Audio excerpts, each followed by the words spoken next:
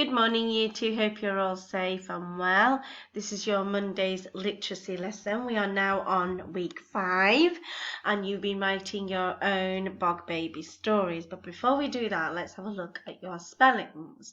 Now, if you have space underneath your learning objective for today's learning, you can write your spellings down. If you do not have any space, I know because you've got quite a few success criteria stuck into your books. So if you do not have space in your book, you can write this on a piece of paper. It doesn't matter, okay? So let's have a look. So remember to read the tricky word, excuse me, write the tricky word and put it into a sentence for me. So my turn, your turn, okay? Only your turn. Write the tricky word, copy carefully as you write it. And my sentence would be, I only have 2 sweets left. So have a go at writing your sentence. Pause the video if you need to and then come back and write your second word. Okay, your second word is my turn, your turn, old, your turn. Write the tricky word. And my sentence is, my grandma is old. You have a turn at writing your sentence. So pause the video if you need to, and then when you're ready, carry on. Okay, so this week's grammar is looking at irregular verbs. Let's find out what is an irregular verb or irregular verbs. Okay, so some past tense words are irregular. This means that they don't follow the rule of ed suffix. Let me just change that. The ed suffix, and a suffix is a group of letters that come at the end of a root word. So you might have remembered that when we were learning about the past tense the last 2 weeks, we talked about some words not having the ed suffix at the end of a word because it doesn't sound right. So these are known as irregular verbs. Okay, so let's have a look what else we can see. So my examples are, I ran down the hill. Can you tell your grown-up, what do you think is the verb in this sentence? That's right, ran, okay, is the verb, okay? I ran down the hill. It wouldn't be I ran down the hill. It just wouldn't sound right, okay? Let's have a look at the next sentence. I slept all night. What do you think the verb is in this sentence? Correct, slept is the verb.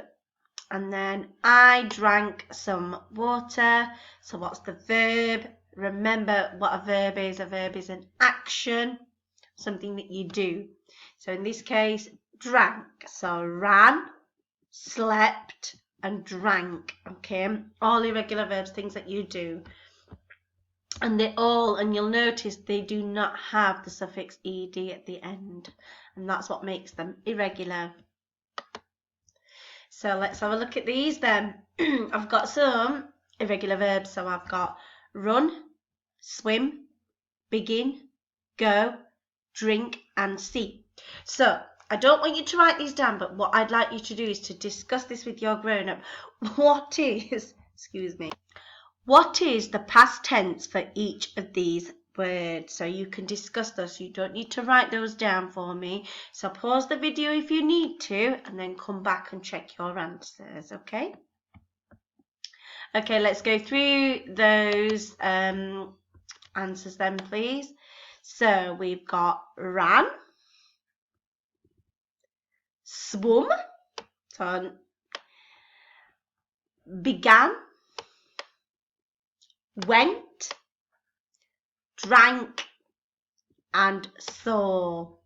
So we would not add ed suffix to those. It just wouldn't sound grammatically correct. I ran, I swummed, I began, I wented, I dranked, I sawed.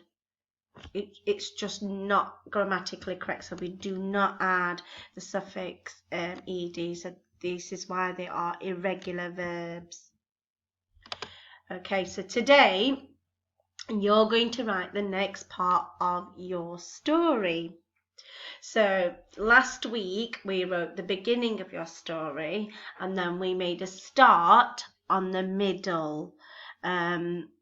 But obviously with it being such a long story, we are breaking it up into short bursts. So you're not writing it all in one go. So we're going to continue on.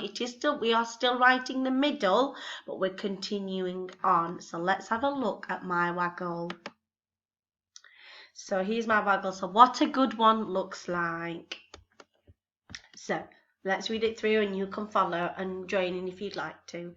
We made our dragonfly baby a warm, cozy home in a tiny box. We put in some grass cuttings, clean water and some pebbles inside. Whenever he saw us, he would flap and flutter his wings. We picked him up and played with him. He was very ticklish. We fed him some cake crumbs. We loved our dragonfly baby. Our friends loved him too. One day we sneaked him into school in a small jar. And when the teacher wasn't looking, we took him to play outside in the playground. In the afternoon, he took a little nap in the book area where it was very quiet. Freddie found a small bucket and we took the dragonfly baby out for some fresh air. Once a little bird tried to peck him, but luckily we managed to scare it away. So there we are, that's my waggle. Okay, so last week you wrote up to the part where Freddie, or whatever your story is, but in my case it was Freddie and his brother taking the dragonfly baby home. So I've now continued it on. Okay, so that's my waggle. So I have made sure that my writing and my story is in the correct sequence as you're writing it.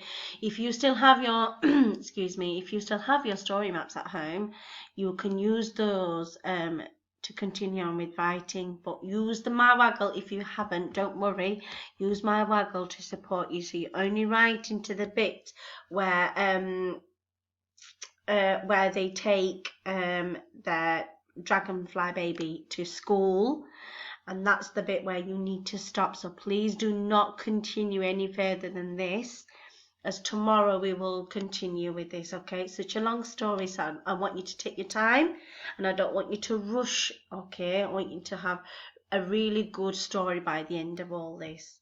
Okay, so let's have a look. So in your books then, you should have this little header in your book, and it says story writing and it says middle. In your learning pack, you should have your keyword maps and your common exception words for year 1 and year 2, and I want you to use those to write your story. If you need any other keyword spelling, please ask your grown-up to help you with those, okay? What's really important is that you write the story in your literacy book, not in the booklet or on a piece of paper. It must go in your literacy book, okay? You have a learning objective, you've got a header in your book, so just start writing it. Okay, so miss a line and then start writing your story from then onwards, okay? And Blue Group, your learning is a little bit different. You're going to write the Bog Baby story. So you have a picture like this. Okay, and what I'd like you to do is to look at the pictures and tell your grown-up what is happening. What do you remember from the story last week? And then I want you to use your word mat, which is in your learning pack, and I want you to have a go at writing your sentence. Okay, so remember to say your sentence out loud. Use your sound fingers to say the sentence at least 2 times. And then have a go at writing your sentence. Remember your capital letters, your finger spaces, your full stops. Okay, very important. And those are in the checklist is inside your learning pack. So have a look at your booklet for Monday, and you've got that checklist in front of you to help you with your learning. Okay, so you're going to write a sentence about what is happening in the picture. Okay, so that's your learning for today. So I shall speak to you tomorrow morning. Bye.